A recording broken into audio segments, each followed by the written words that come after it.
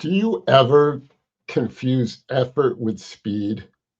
I know a lot of the folks that I work with do, and I don't want those of you watching or listening today to really leave thinking, I should swing slowly. No, instead, I want you to think smooth. And to help me discuss the difference, let me introduce Mr. Smooth himself, Walter Burke. He's an everyday golfer and it's a guy that I used to play a lot of golf with. Hey, Hey, Walter, welcome to the show, man. hey, Jim. Nice to be here. Thanks for having me. Yeah, looking forward to the conversation. I want to jump in with kind of the very first question I ask all my guests. Of the 101 tips in the B Flight Champions Guide to Golf, why did you choose sometimes you need to swing slow to swing fast? Why did that resonate so much? Because it works best for me when I'm out of sorts. If I resort to swinging slower, I will have better results. Yeah, So the thought process always goes back to that to get me back online. So I mean, you've got four swing thoughts here in your book: smooth before fast, let tempo create speed. So I, I kind of developed my own tempo mantra, so to speak, and that's slow going back and slower coming down. yeah, It's just a thought process I put in my head.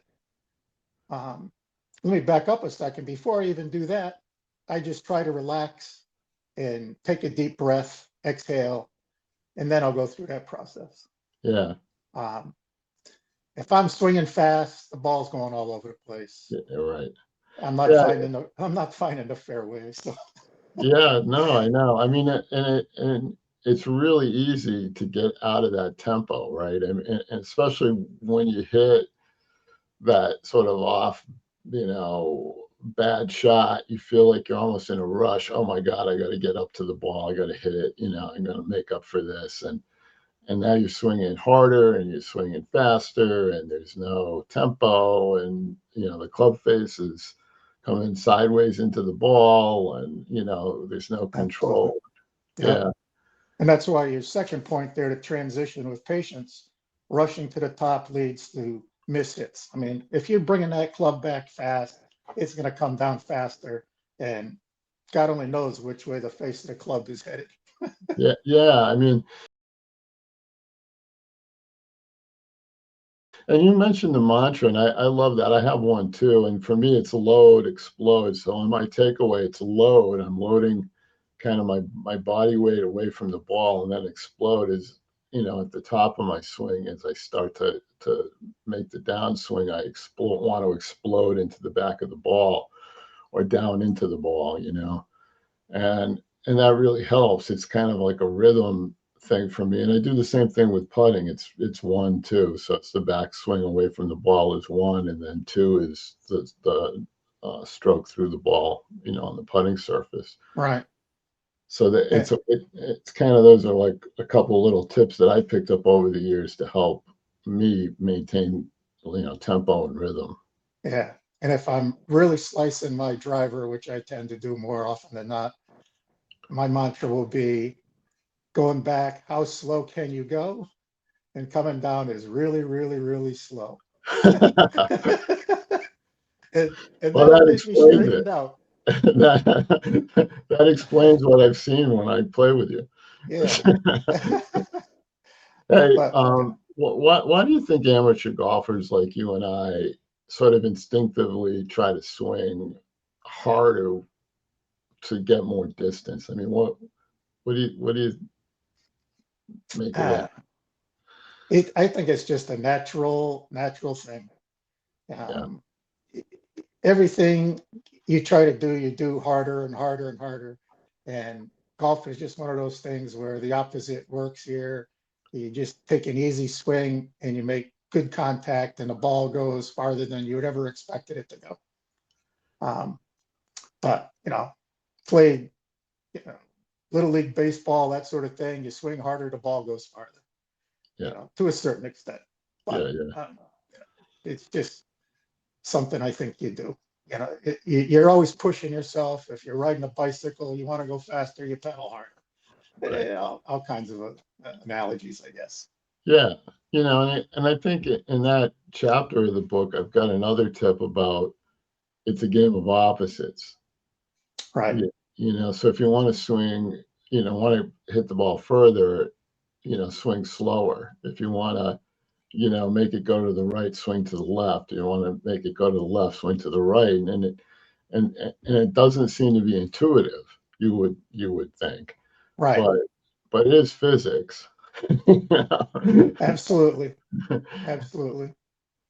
um, Um, I was going to get into sort of how we generate club head speed, and it's really not about effort as much as sort of sequence and timing. okay. And and I'm wondering what you think about that. I mean, I've seen you hit some monstrous drives, and it seems like the ones that are your best are the ones where it doesn't even look like you're trying. Absolutely.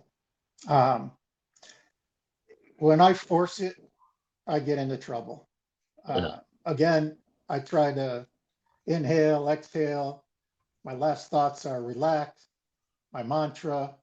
And I, I guess I've also used the thought process of winding a spring, holding it, and then just let it release. yeah, yeah, So I don't hold the club hard. I don't have a tight grip.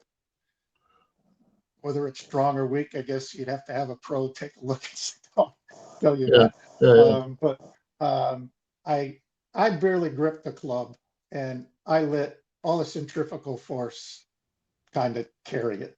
yeah, And if I'm lined up correctly and everything's done correctly, I can hit some monsters. But you know, I'm not going to hit 250. I'm yeah, catching up on 70 years old here, and I hit a decent ball. I'm happy with it. I know the distances of each of my irons, and I can replicate those for the most part. But every once in a while, I'll get surprised and I'll tag a ball like that went 10 yards farther than I thought I could possibly do. It's just yeah, contact. yeah. I think it is. I think it's, well, first of all, I think we make better contact when we're not swinging out of our shoes, right? Because we can, in a sense, feel where the club head is through the Exactly. swing, and you can bring it back to square Yeah. uh, with less effort. Right. I think when we're trying to pound the ball, a lot of times we get out of that sequence, and all of a sudden the club face is hitting the ball sideways, and now you've got a spin on it, and you're slicing or hooking or whatever. So a lot of bad things happen when we're not able to come down square to the ball. Right. Well, you're shifting and you're rotating, and Yeah, all of that sequencing has to kind of stay together. And when you're slow and smooth, it stays together. But when you rush it, they're not necessarily combined together. right. So, I know when I'm playing, especially on the weekends when we've got our tournaments going. We have Walter and I are in tournaments every weekend at the course we play at. And if I start to have a hole or two that I'm just not playing my best, one of the things I try to work on is almost like, and I say this to myself, swing at 75, 80%. absolutely. And I don't know that I'm really swinging that slowly, but what I'm doing, I think, from a physical standpoint and a mental standpoint, is I'm telling myself to not swing so hard. Right. And that's one of the things I play with a buddy on Thursdays at another league. And he notoriously swings fast. So before he gets up and addresses the ball, I'll just say, come on, Sam Speed, hit it 85% and get 100% results. Yeah, And hopefully he takes it the right way. He hasn't complained about it. And he slows it down. He gets a good shot. yeah.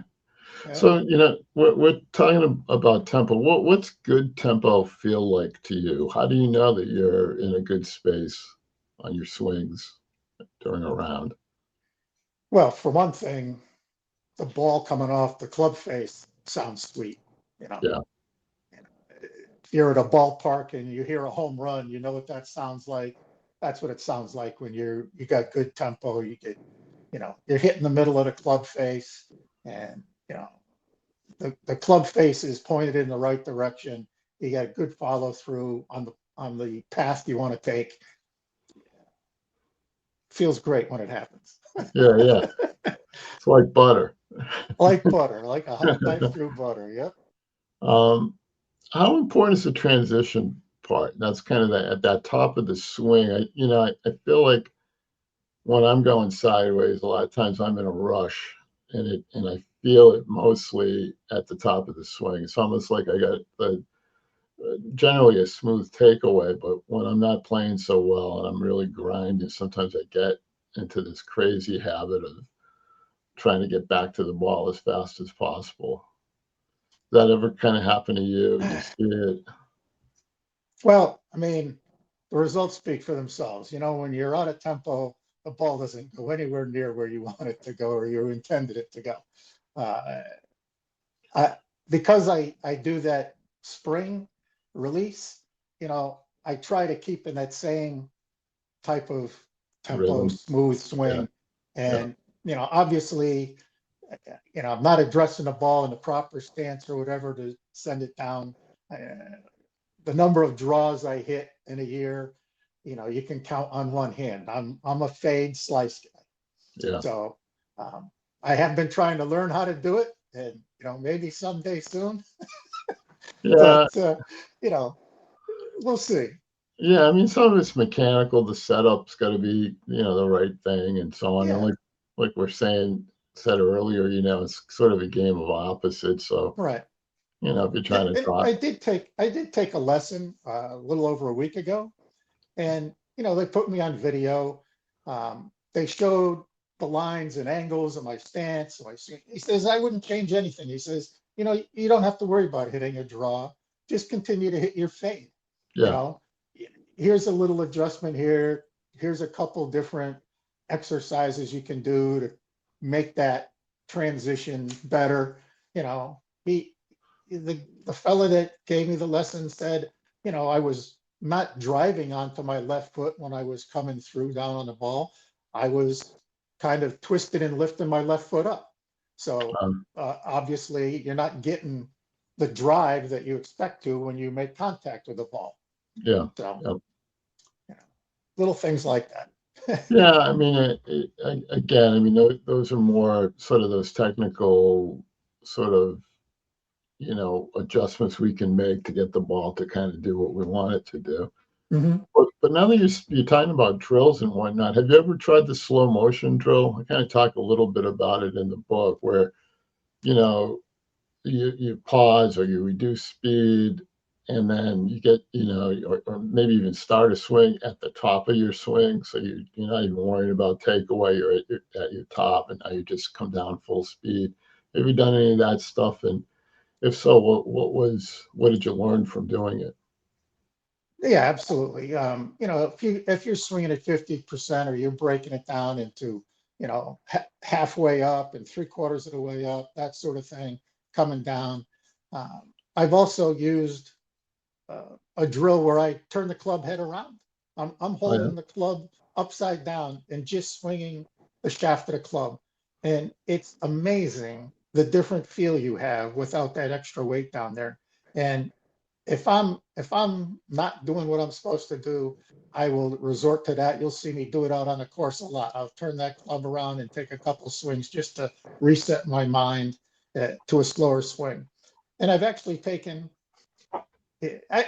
a piece of rope, 4 feet long, and swung a rope just to get that centrifugal force. And if you swing a rope fast, you're going to whip yourself. It's yeah, not right, fun. right, So right. so you want to take it easy, and you want the rope to be straight out when you're supposed to be making contact.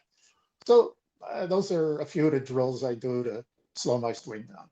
Mhm. Yeah, I mean, I feel like you've got a very smooth swing, from the untrained eye, and that's why I called you Mr. Smooth at the beginning of I've been the. called a lot, but never that. Well, I just feel like it's really smooth, but it makes sense that what you're describing, especially with the rope. I mean, you've got to swing that in a very controlled way because it's so light. And if you don't, if the speed gets too much, or you're trying to really whip that thing around, you're going to end up swinging the rope right around your body, and Oh yeah, you're gonna feel it. yeah, so it makes sense that you're working on those things. I figured you must, because like I said, you have a pretty smooth Oh, thank swing. you. Appreciate that. Um, if you could give every golfer one simple instruction the next time they're standing over a shot and they really want to crush it, what would you tell them? Wow. How about this? Give yourself permission to make mistakes. Yeah, Okay. yeah, So if you give yourself permission and you wail away at it and you miss it, you can say, well, I gave it my best effort, but I can accept it because I overdid it. I know what I did. Uh, the difference there is I haven't done that in the past, and I read something somewhere else about that.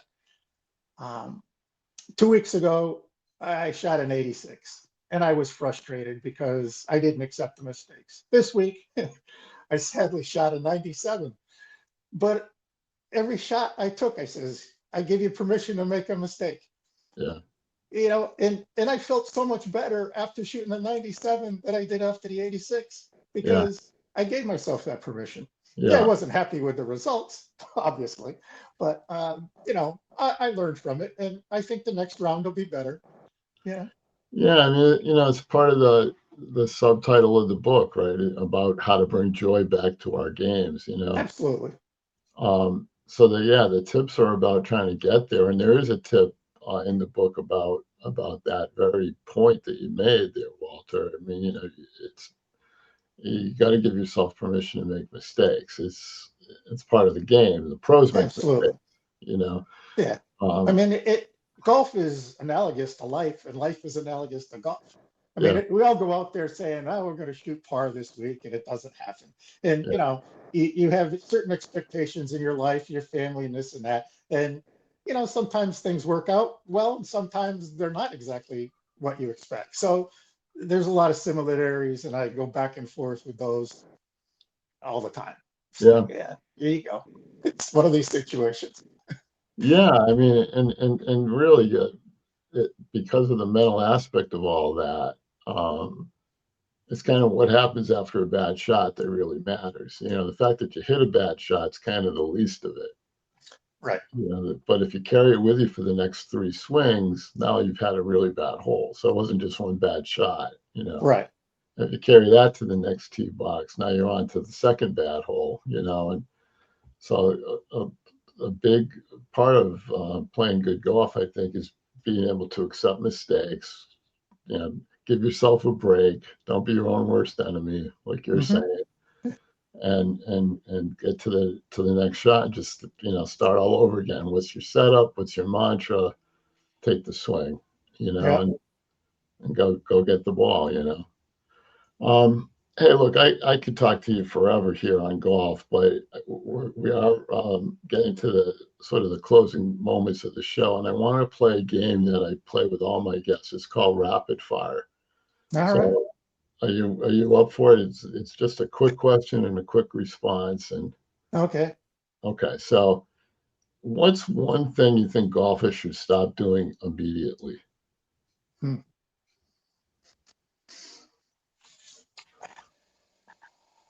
Stop going immediately.